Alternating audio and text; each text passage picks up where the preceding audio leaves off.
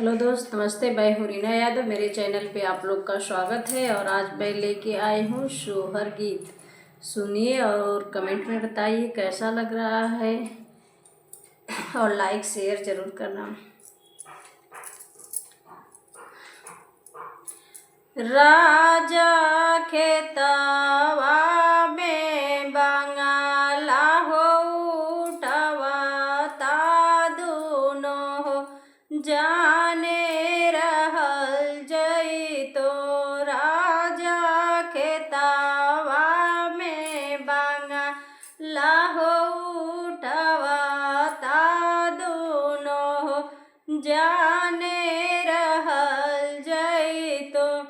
दाना हमके त लिखल दुरंद सवाया केल, घरवा कैसे रहबू।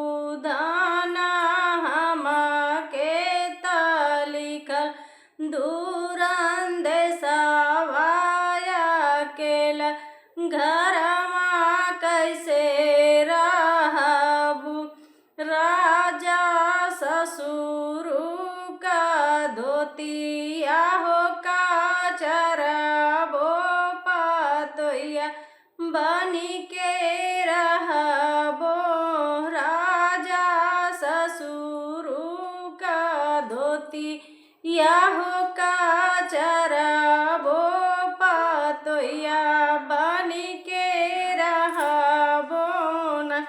राजा खेतवा में बंगाला हो उठवाता दुनो हो, जाने रहल जइतो।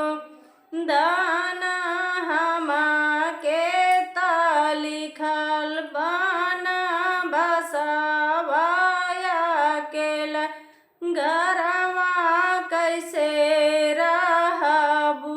दाना हमके त लिखल बन बसवाया केला, घरवा कैसे रहबू।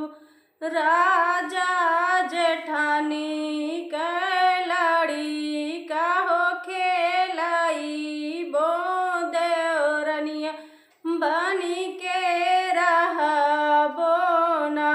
राजा जेठानी कहो लड़ी का खेलइबो, देवरनिया बनी के रहबो ना।